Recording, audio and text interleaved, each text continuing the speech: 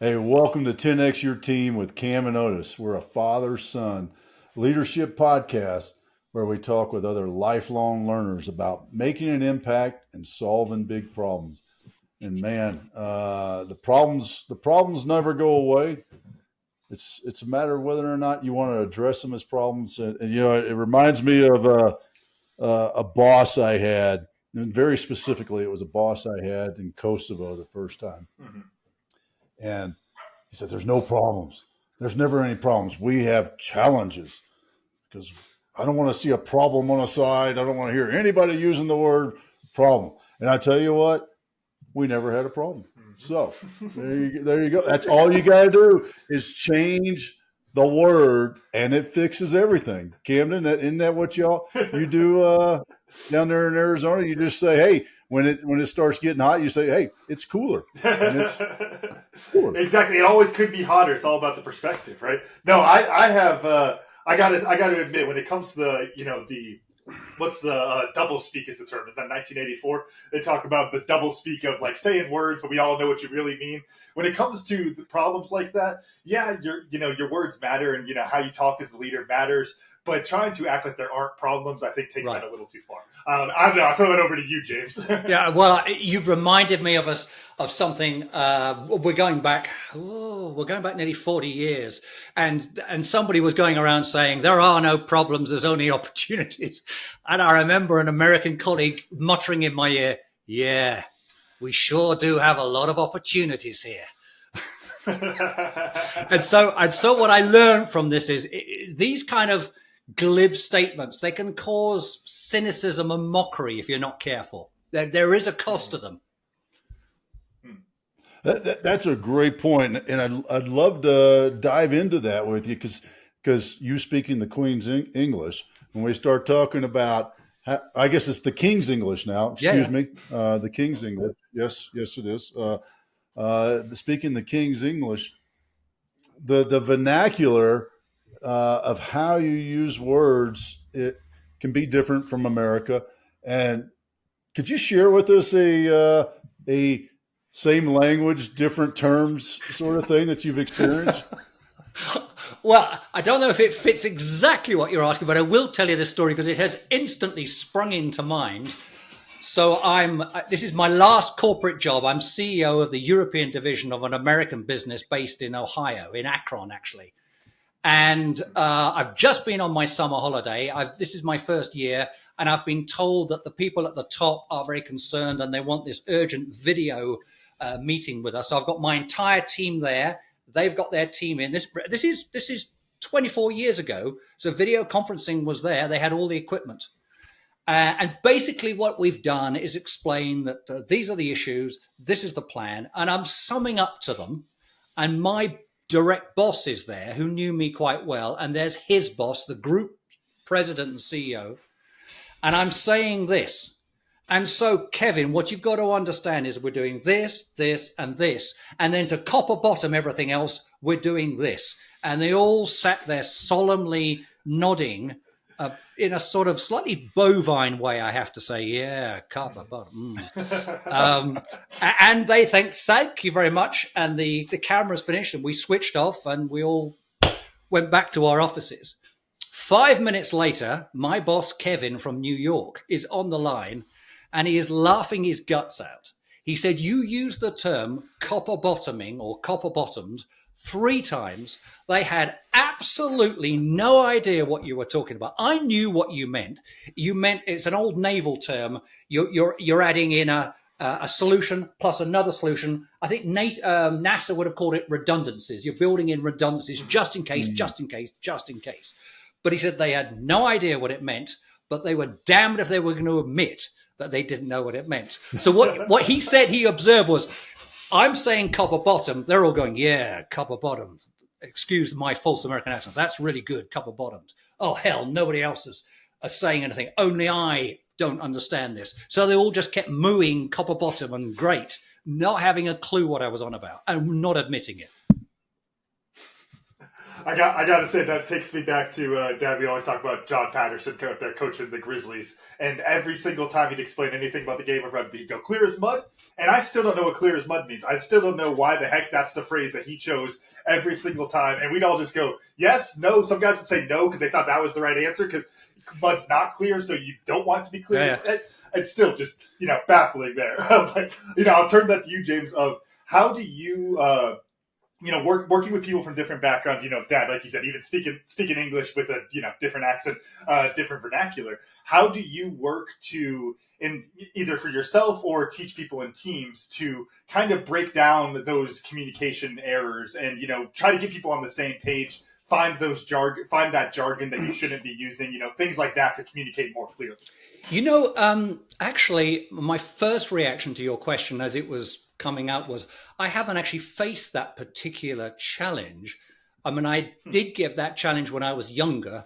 And my wife now knows when I'm speaking to somebody from another country for whom English is not their first language. She'll notice, 1, I slow my pace down. 2, I cut out all slang. Slang is a killer. Mm-hmm. But to go to your question, Cam, there is one thing I have to pick up. It's nothing to do with sort of cultural differences or language differences.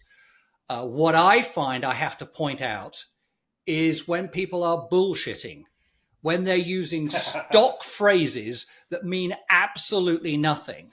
And what I do, occasionally I do workshops, but more often I'm coaching, I have to find a humorous way of pointing out that what they've said is a typical management phrase that has no depth or meaning to it. And it's about time we stop it and said what we really want to say. And they take it very well if you don't say it in a nasty way. So one group I was working with, they wanted to create a vision for the IT department of a large company. And they had this proposed vision on a whiteboard. And I just laughed. And I said, so why don't you have, we will delight all our customers, we'll thrill our suppliers, all employees will be happy, and we'll all go to heaven. It was that sort of ridiculous thing. So finding a way of pointing out that this is just empty rhetoric, it's empty jargon, it's time to get real. That's what I find that comes up again and again. And particularly with more senior groups, they don't realize how often they fall into management speak and don't realize that they're not actually having a conversation. They're talking and then they get out of there and then they do some real work. Yes, and all I can think of is we should establish a synergistic center of excellence. That's the sort of stuff. What? Yes. But honestly, this is normal, and I see it again and again. Certainly, if I'm coaching a team to figure out the most important thing that's got to get done, their tendency to go into that kind of management speak is very strong, very strong. What do you attribute that to? I mean, what I would attribute it to is a lack of confidence, because you're trying to do the big words to sound smart and important, and you really don't understand the true state of the problem to explain it at that level for somebody else to understand it. How would you attribute when somebody starts to use those synergistic centers of excellence words? Well, I think what you've said, Otis, is part of it. I also think it's just sheer habit. These people are not used to having genuine conversations where they're trying to solve a problem together or create something together or execute together and genuinely come together. So they're just so much in the habit of saying these vague, abstract things without really genuinely making contact with each other. They don't notice that they're doing it. They're not generally playing political games, in my experience. They just don't realize that this talk is empty, that there's no real, contact.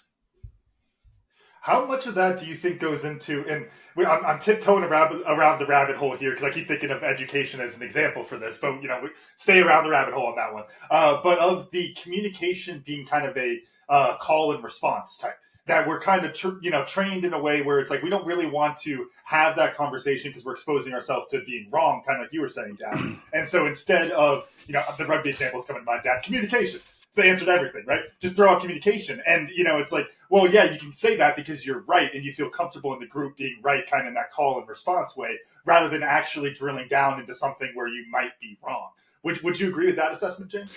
Yes, I think the fear of being wrong or not knowing the answer or making a mistake in what you're saying is very powerful among more senior people, certainly senior executives, business founders, chief executives, certainly.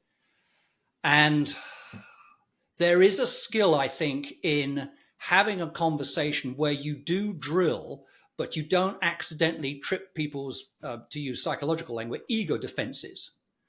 In fact, as a coach, one of the things I've learned from my teachers is instead of the old thing that I learned when I was younger in industry, the 5 whys, why, and you drill further. What I learned as a coach, and I think this is correct, is you've got to be careful with the why question, because if you're not in a state of real mutual trust and respect, or rapport, as the French would say, the why question can be treated as a personal attack. And instead of getting to the truth or the real stuff you want to get to, what you get is a defensive response that masks what you need to know and puts barriers up. So I found it helpful to reword a why question, as in, so why did you do that? Or why didn't you do X? And reword it into, the best I found is a what question. So what was your thinking that led you down that particular route? And also the tone and the body language matters. So that's one way you can sort of get around it. But the fear of looking a fool or making a mistake or not knowing the answer, Cam, you're right, that is pretty big. And I would say it is less big with younger, more junior people, and it's bigger the more senior people in the room, in my experience anyway. What do you attribute that to? I attribute it. I've got a whole chapter in my first book trying to explain why there are so few senior teams, in my experience, near the top of companies. One of the reasons, I think, is that these senior people are used to calling the shots. And they're not used to working in real teams. They're used to working what I call performance groups, which are hub and spokes models, where they're the real kingpin. So they're not used to being challenged or poked, you could say. So when it comes, if they do find themselves in a group with people of their seniority and their knowledge and skill and experience, I think their fear that they might be found out is higher than usual. That's my suspicion. What part of that? Go ahead, Dan. Well, I was just going to follow up with that in that. So they're back into that fear of not looking the role. Is that how you would put it? Almost afraid of being authentic, showing up authentic, and admitting, hey, I don't know how you make that widget. Right. Yes, I'm the one who's running the company that makes the widget, but I don't know how you make that widget. I would say so. I mean, if I go right back into my career, I'm now 68, so my career started in 77. In those days, we didn't talk about leadership in business. We talked about management. Leadership really didn't get a look in as a word. That was more of something that the British Army focused on, and maybe, Otis, you'll be familiar with that in the American Army. It hadn't made its way into Britain. Mm-hmm. So people like me in those days, what we sort of assumed without being told that the way to be a great manager / leader was to know stuff about marketing and manufacturing and finance. And if you'd asked me what was the key to being a great leader when I was in my 20s, I would have assumed basically knowing more than other people in the group. But you can see the flip side of that. What if you find yourself with a group of people who are nominally as experienced and as knowledgeable as you? What if you could be found out at last? And in my experience, this great fear of being found out or failing or making a mistake is nearly universal amongst successful people in any industry, any gender, in my experience. And what I was going to ask on that in the same vein is talking about the "I don't know" kind of response. And I always think about this, whether speaker, coach, teacher, whatever it is. So you get asked a question that you don't know the answer to. One of the best things you can do is drop down to look, I don't know the answer to that, James, but I am going to research it. I can figure it out. We can talk about it, and it shows, one, that you're authentic, and then two, that you're willing to learn, which is such a key thing for it. Now, I think all three of us would agree with that, so I want to kind of flip it, play devil's advocate a little bit. Does "I don't know" deteriorate your value as the leader in a way? Are you going to get less respect, or whatever kind of negative aspect that we're all so scared of? That's why people don't say "I don't know." Is there any truth to that? Play devil's advocate a little bit. Well, actually, I remember an experience on a very long residential training course where the very fact that I didn't admit up front that I didn't know what the solution was to the project that we'd been given, and I had to lead for the day. That was my fatal mistake. I had no idea what the solution was, but I did have a rough idea about the process, but I didn't admit it. And consequently, I got savaged by the people afterwards in the after review. I mean, I got torn apart, and I kind of went into a corner for 36 hours, sort of, wiping my, soothing myself afterwards. So I've had experience of the danger of not admitting it, which I think would have been smarter.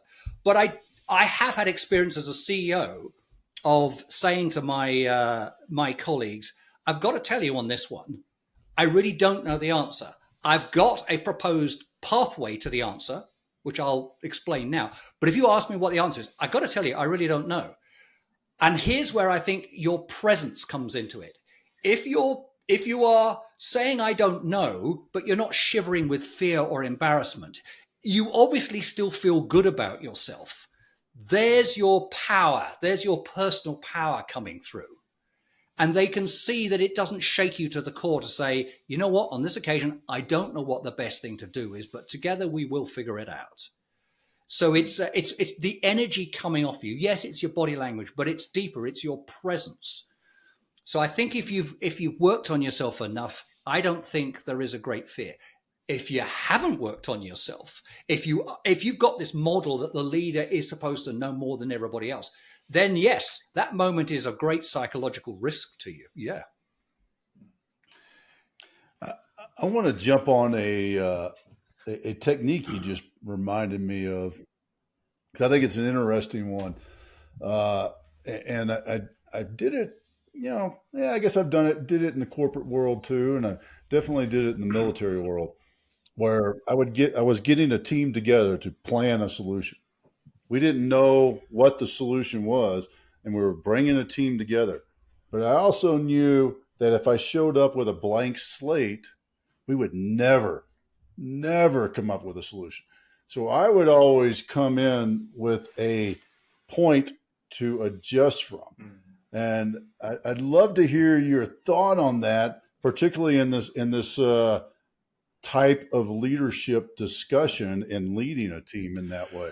Otis, can you say a bit more about what you mean by a point to, what did you say, discuss from or launch from first?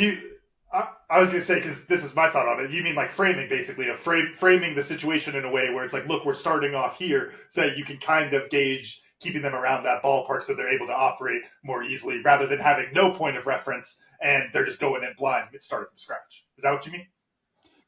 Yeah, somewhat. And I can be even more specific. I was the one that always comes to my mind when I think about that in a change management, leading change sort of way, was working in NATO.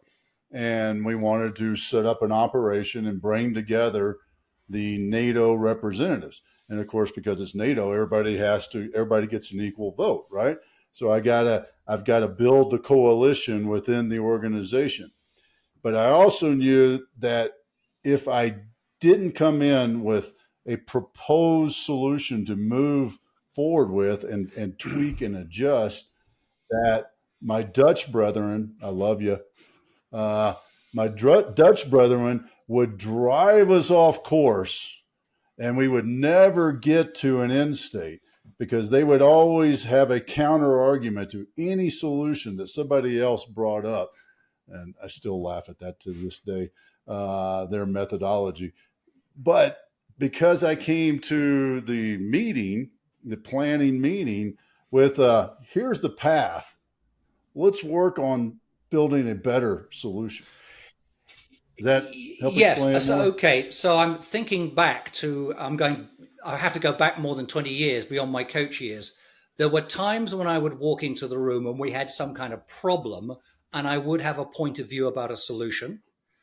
But I didn't always reveal it. I do recall that. On occasions, I would and say, how about this? See if we can refine it, improve it. If you ask me, when did I reveal it and when didn't I don't know. Looking back, it was intuitive. But there were more and more, as I became more skillful as a chief executive, I remember reframing my role as a kind of the leader who is process guide. So I would often say, if we're here, we all know where we are. This is where we've got to get to, but we don't know the best pathway or solution. Here's a discussion process we could follow. That worked very well repeatedly. And maybe that was the beginnings of my feeling that I would like the idea of becoming a professional coach and changing career. So did I go in often with a solution?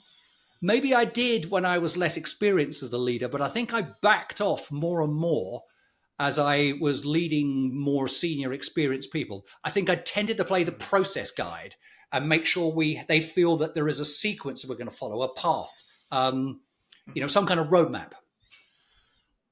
Yeah, I think I totally agree with that as like a leadership maturity aspect of still you might still have like your best solution in mind and still you've thought about the problem, you're still thinking, hey, I think this is the best, but then going into the team and taking it through the process to reach that decision and still giving them plenty of freedom to move along from that if that's what the team comes up with, once you get those outside perspectives and those kind of things. You set up the process to where it's like you can kind of lay things out sequentially of where you're thinking as a leader. Look, we're working towards this goal. I think this gets us this direction. And you kind of line everything up that way. And then you go to the team and say, hey, but how do we think we should handle this? Do you lay out your logic? And I think the reason that is so key is because it invites them to lay out the logic back. Kind of going back to your point earlier, James, about the why behind it. When you lay out the process and the kind of like sequential logic like that, to me, it really pulls out the why from what they're thinking. If there's an alternative that they're looking at there, it's no longer just I think we need to do it this way. It's, I think we need to do it this way because of X, Y, Z here. And you can kind of lay out the two plans in a much better way there to reach that best solution. Yeah, well, if we're talking teams now, rather than work groups in general, I would say you generally don't want to have the leader coming in saying, here's the problem, here's the solution, here's the pathway. There are moments when you need, let's say we're all part of a fire crew. I'm the leader and we rush to a 12-story building which is on fire. There's a woman with a baby hanging out in the top story. And you pull up and we've got all the gear. We've got the red fire engines. And I say to Otis, and how was your weekend? While the woman up there is screaming. And Cam, which procedure do you think would be most appropriate in these circumstances? And you'll kind of go, James, up there is, it's perfectly appropriate for me to start barking commands, you snapping to, and we get cracking.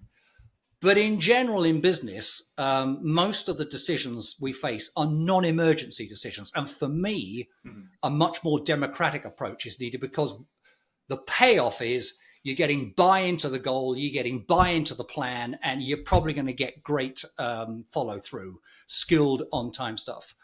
So if we're genuinely talking about teams, there I would want to see distributed power. And I think as I look back to my time as a chief executive, without figuring it out, because I didn't know what I know now, that's the way I was going.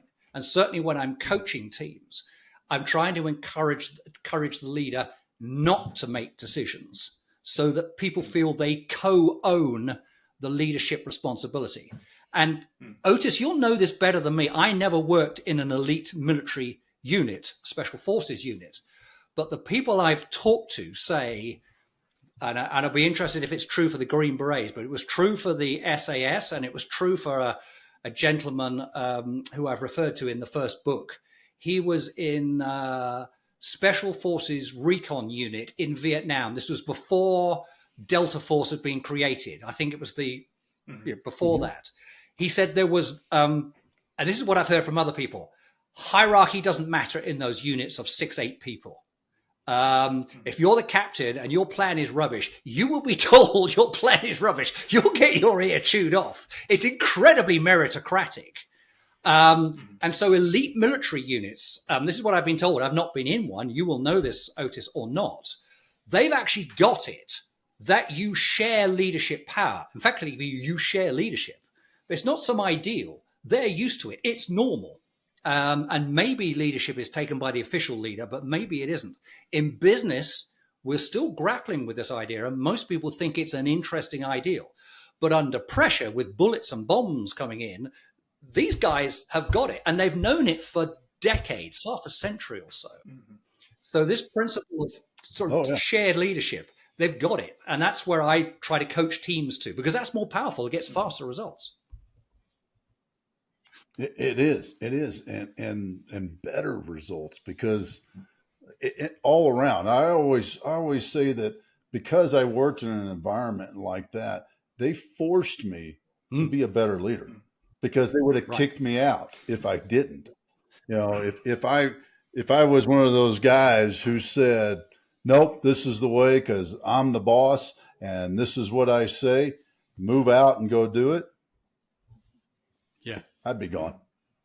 You know, that's the kind of trust that an organization, and I think that's where it comes to, is that trust and understanding. You know, one of the things that the advantage that Special Forces units have is they have a common pathway to get there. And everybody knows that the guy sitting next to you has gone through a very similar pathway to get there. So he has the credibility, the bona fides, to look at it another way, that he's gone through this. And in the business world, you don't have that. You know, there's no, well, what school did you know, we could play the whole school thing, right? And what degrees do you have? But in the end, everybody knows that those don't mean anything. They're so arbitrary that it doesn't mean anything. And I think that's the fundamental advantage that we have in the Special Forces unit, is it's instant rapport, because there is a common ground that establishes, okay, we're all at this level. Some of us are, you know, more experienced at this level, but we all were right here at this upper level. And I think that's an interesting thing of how do you create that in a team? Because there's no qualification course for business. MBA isn't a qualification course for business. And so how do you help drive that attitude? Well, I was just going to add that I think it's interesting because when we talk about Special Forces, there's so much great stuff you can glean from teamwork and leadership in there. But that is the huge fundamental difference, is that you have that direct path that gets everyone on the same page. I think in business, a lot of the time, to kind of flip it and use a sports analogy there, it's a lot of the time it's the all-star team almost, where it's like you're getting these people from all of these different backgrounds, all of these different systems, and you have to figure out how to get them together to collaborate for this team now, even though they don't have that shared background. I think that's, to me at least, with my sports background, I think that's the interesting way of looking at it, because when you start to think of the pipeline, you're not going to ever really get that pipeline for a business, because you're going to be pulling people from all sorts of different backgrounds. Right. Well, a business does have a problem, in a sense, against team sports and life or death military situations. And unlike sport, it's not getting real-time specific information. Are we winning, losing, or drawing? And you've got a deadline of whatever, you know, in what we call football, you call soccer. You've got 90 minutes plus a bit of extra time. So it's all terribly clear. But in business, it's much more fuzzy. So going back to Otis's question, so how do you do it in business? Well, that's precisely why I wrote this trilogy, How to Build Winning Teams Again and Again. Because my view is we struggle to build teams in business. I've seen it over the decades now. There was a brilliant Harvard Business Review article in 2015. Nearly 100 teams analyzed, and 75% of them were judged to fail. 75 for various reasons. And I think it's because most businesses, in fact, the world of business does not yet take the art of building a team and regenerating a team seriously. I mean, look at how doctors are trained. 7 years, doctors. Architects, I think it's the same 7 years. Lawyers, 6 years. accountants 3 or 4 years. But when I say to a client or a bunch of clients, so how many months have you spent consciously learning the art and practicing the art of building teams? 2 months? Nothing. 2 weeks? 2 days? 1 day? At this point, somebody might say, I had a day in the woods. We had to spend some time bonding overnight with some special forces guy. That's very rare. The answer is we put no effort into it. And yet we have these professionals. Would you let a doctor operate on you in a life or death operation and he's been on a 2-day workshop on human anatomy? Well, of course you wouldn't. No.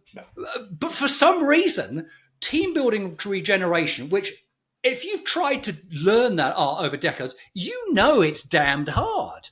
We've got free will. We've got psychological stuff going on. Top sports coaches in Europe, I don't know about America, they get fired all the time and they're good because this art's difficult. So problem one is when we don't take it seriously.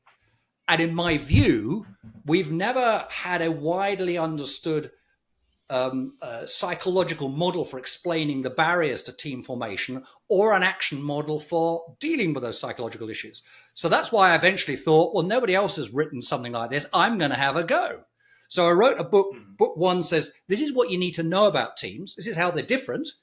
And these are the psychological issues below the surface. Book two says, okay, if those are the issues, this is what you do about them. And there I offer a 7-principle action model. So that sort of goes to your point. You follow that model. I can unpack that if you wish. And then the third book says, here's how you apply that action model in different scenarios, like a new team, a team that needs urgent turnaround and so forth. So you basically have to spend time learning about the psychology of teams, because if you don't, you're flying blind. And group psychology is a bit different from individual psychology.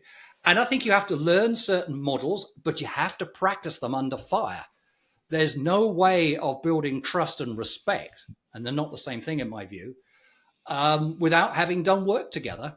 But it does help if you've got some kind of model or template or something to guide you through the confusing emotional fog, in my experience. Where do you think the mechanism of team building activities, you joke about the weekend with the special forces in the woods, or, the everybody going to get pizza after work, whatever it is, there's these things that come to mind when we talk team building.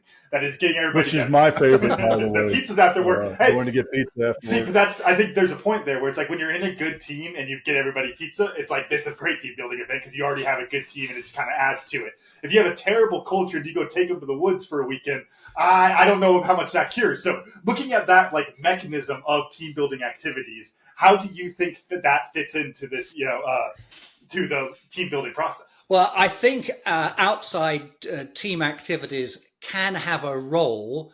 I think historically, this is just my opinion, I'm not saying I'm right, I think they've been overused, because when I've been on leadership programs, I went on one for 6 days when I was in my late 30s, and it had come from SAS, Special Air Services officer training. They are our elite special forces in the UK.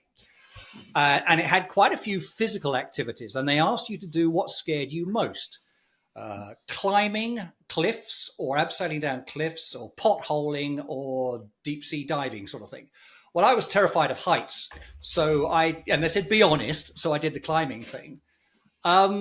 But I actually am skeptical about how well physical sort of challenges translate into some of the moral and psychological challenges of running a business, which are often to do with fear and greed and selfish desire. So I start a bit skeptical, Cam. They have a part to play in it, but I think overdone, they tend not to work. And unfortunately, they can cause some skepticism about the whole idea of teams and team building. That's just my experience, though. It may be lopsided. Well, what that brings to mind too is it's like there's a big difference between the pizza party, the time in the woods, and all that, and then thinking about things that actually help with the skills that they need. Like one thing that came to mind was, and I'm sure I don't know if y'all have done it, I know a lot of people do it in school, of like the tragedy of the commons experiments and like things like that, where you're we're sitting in the group and you're actually doing something, and then you go, oh no, we all, took all the sheep out of the field, and you all have that moment of like, look what the group did. You kind of have that little bit of the group psychology, like you're talking about. That's a very different mechanism and a very different goal than just going out to the woods, right? Yeah. No, that's good. But sometimes the bonding thing and the feel-good feelings can be part of the problem. Do we have time for me to tell you a story about a team that put all its emphasis on that? Okay, so I was going to say, James, come on. We talked before the show in the green room. The dinner that your wife has waiting for you is the biggest time-sensitive thing. Okay. I think she will. Understand. Only if it's a good story. Well, you can always edit it out. You think it's rubbish. So I was asked to coach this team. They were a newly formed team, and they were newly formed because there'd been some acquisitions. So there were about 3 or 4, and actually 5 company brands with an overall chief executive for a big geographical region. We're talking about £1.5–2 billion turnover. And so you've got a bunch of brand CEOs, and you've got a bunch of staff people, IT, finance, HR, that kind of stuff. And I interviewed them, and the thing they all said individually was how well they got on, how friendly they were, how civil they were, how they enjoyed their meeting. They'd even had the group CEO come in, and they pretended to be at a race course and pretended to be betting during COVID. A lot of emphasis on how pleased they were with the friendliness, the civility, and the politeness. But as I drilled further, the thing that became clear in every interview was their frustration with decision-making, either how long it took to get to decisions that stuck, or getting to any decisions at all. So they would either not make decisions, or they'd make some decisions, but people didn't act on them. And then they'd go around in circles. So what I found was they were on the surface pleased with how friendly they were, and they put a lot of emphasis on that and feel-good situations that they were creating. But deep down, there was resentment and frustration. Now, their direct reports were complaining about these people, but these senior people, were ignoring that, and they were making themselves feel good with their activities, and their results were great. But it wasn't because of what they were doing. It's because of previous momentum, previous generations of managers. Mm-hmm.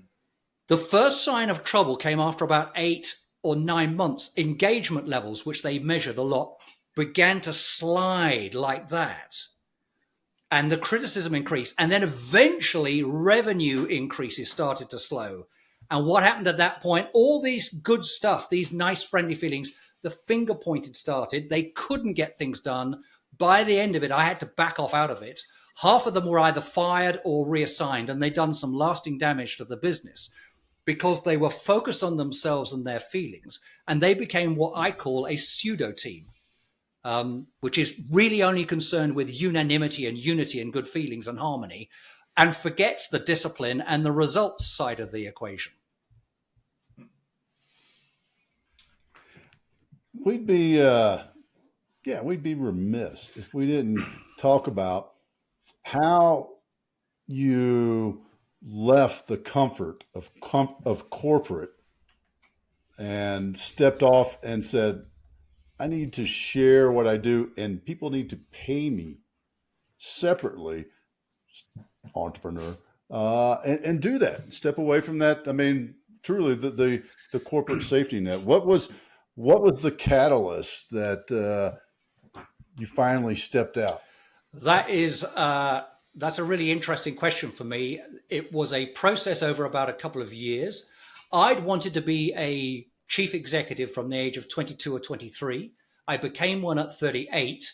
But by the time I was about 47, I realized I didn't really care about becoming chief executive of a quoted corporation. And I turned down a couple of opportunities. I just had a subtle feeling, Otis, that something was dying. That's the best way I can put it. And something wanted to be born in its place, and would only be born provided I gave something up. So it was a very uncomfortable 2 years. And it was my coach at the time. I had a coach for 4 years, and he first floated the idea of training as a coach. And I told him what a stupid idea I thought that was. But the idea stuck, and it grew, and I began to take it seriously. And that's when the fear started growing. because I was going to have to give up the car and the salary and the share options and the pensions and all this stuff. So there was a financial concern. But actually the bigger concern, I remember doing this with an electric shaver, thinking, who the hell's going to buy your books? Who the hell is going to want to be coached by you?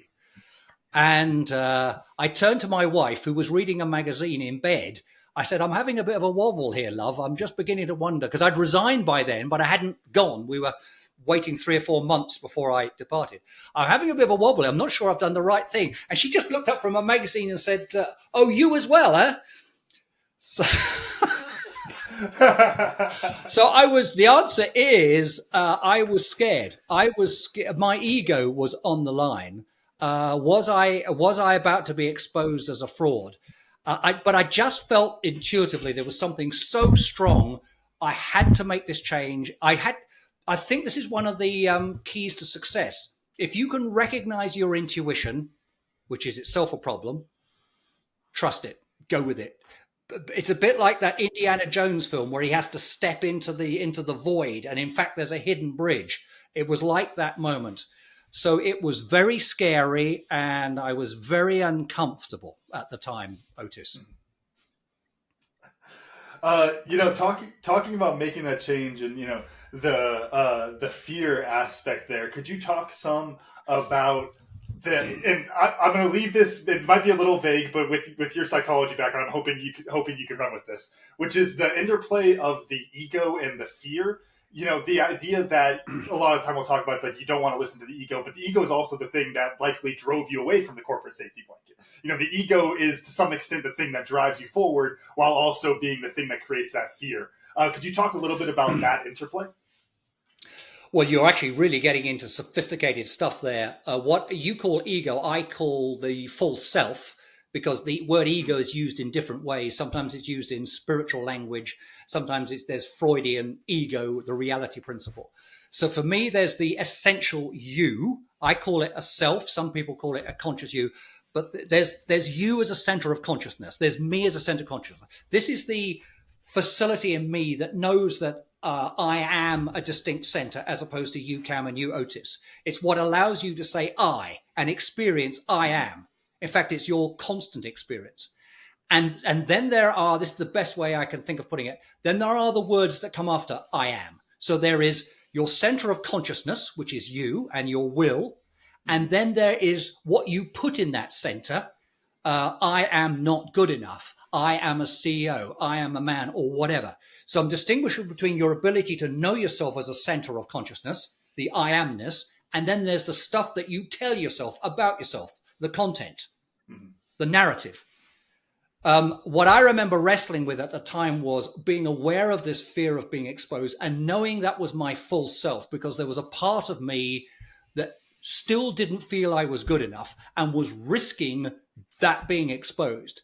And there's a technical word for it called disidentification. You recognize there's that fear in you. You tug on that fear because your emotions are information. You tug on that. And it took me back to there's still that part of me that believes you're not good enough. And this time, finally, you're going to be exposed. And simply that moment of recognizing that there's this content, there's me looking at the content, that pulls you out of it and it increases your power. It increases your sense of choice. So that's how I wrestled with it. I looked at it. It didn't make it vanish, but it made it manageable, Cam. Do you think that fear and like the negative self-talk is the other side of the coin for aspiration? Yes, it is, unfortunately. And I would say pretty much all of my clients, and this was my story when I was younger, they're propelling themselves up the ladder and are chasing success because they've not realized it psychologically. They've basically decided, I'm not good enough, therefore I'm likely to fail. But these people say, I am absolutely not going to fail. Failure is not an option. I'm going to give myself continual experiences of success after success after success. But so that actually gets them to one point. But there is a guy in America, a coach in America, who wrote a book. I think the title is What Got You Here Won't Get You There. And he got it bang on. That fire which gets you up to a certain level is the very thing that can cause you to over control people, micromanage people, put too much pressure on them and cause them to collapse. So it gets you to a certain point, and then it becomes the limiting factor. That's one of the fascinating things about coaching leaders and their teams. Yeah, that guy's Marshall Goldsmith. I love his work. Great stuff. And then what an amazing book. Truthfully, just the title of the book.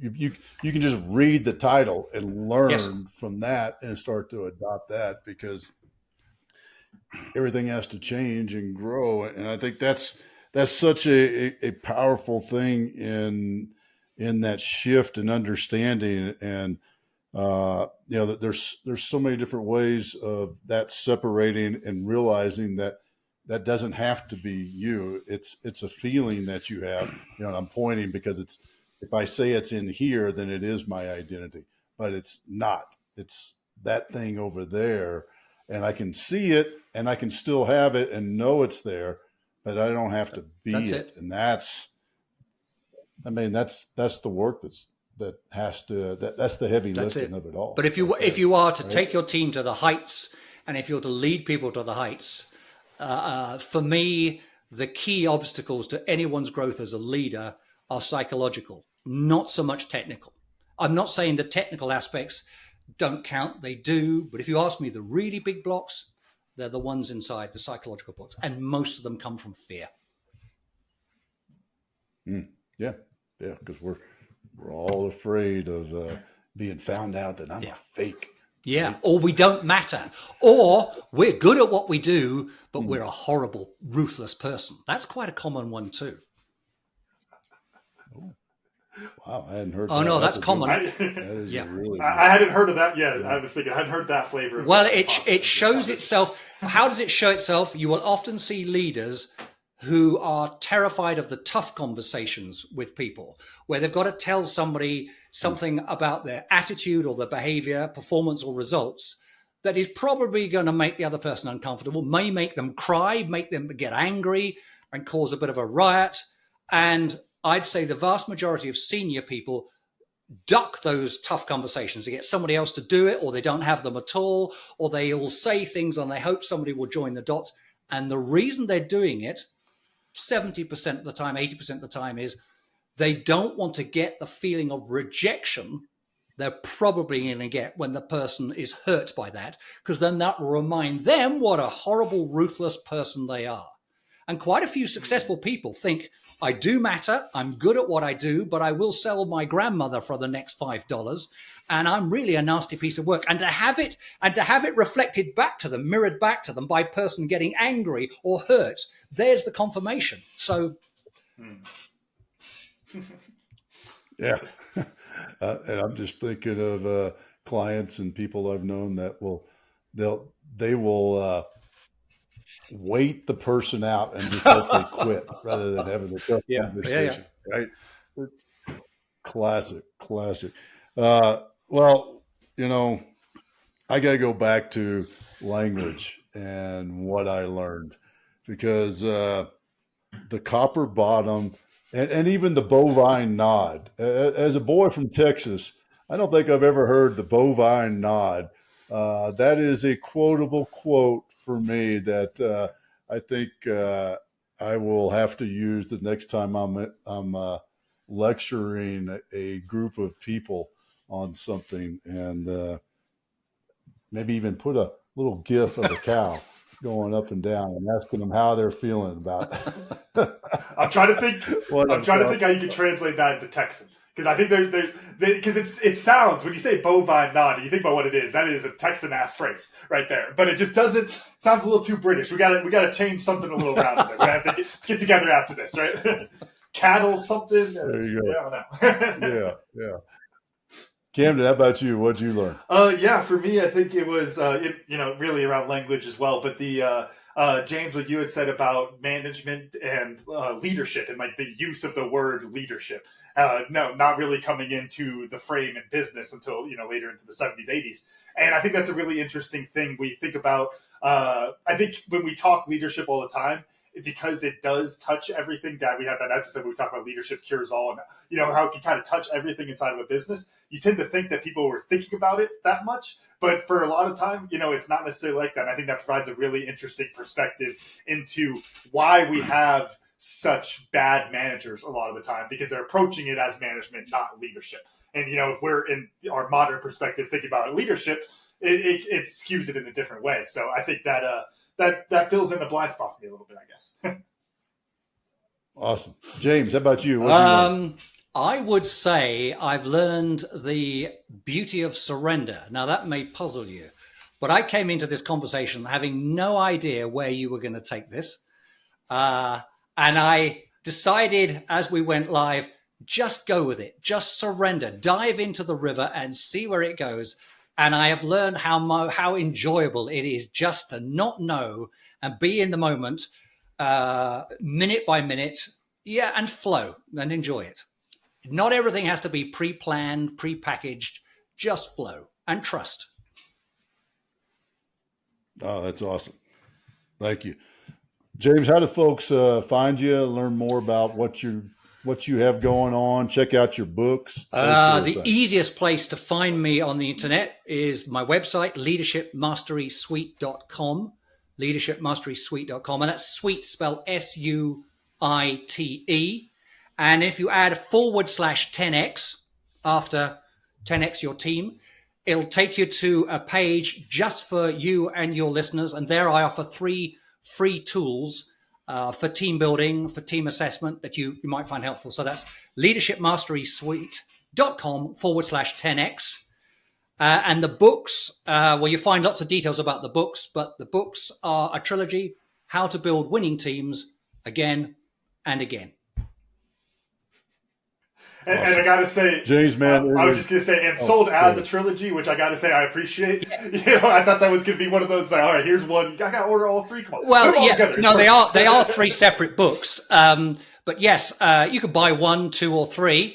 I notice most people are obeying the sequence and they're buying book 1 first, which makes sense. Bunch of rule followers, not wanting to get ahead and spoil the. I thought they might, the... but so far, no. Apparently, I think that's a good sign. James, man, it has been a pleasure hanging out with you today. We really appreciate your time. Thank you for inviting me. I appreciate the quality of your podcasts and your conversation. And as I say, if your listeners find this stuff useful, leadershipmasterysuite.com /10x. Awesome. Camden, run us out. All right. Thank you all for listening to today's episode of 10X Your Team with Camden and Otis. And a special thanks to our guest, James Scouller, for joining us today. Remember, you can watch full episodes of the show on YouTube at 10X Your Team. And if you enjoyed today's episode, please make sure to pass along to other lifelong learners in your tribe so that they can enjoy it too. Follow us on Facebook, Instagram, and LinkedIn. As always, the full archive of episodes is available at www.10xyourteam.net. Thanks again. We'll see you all next time.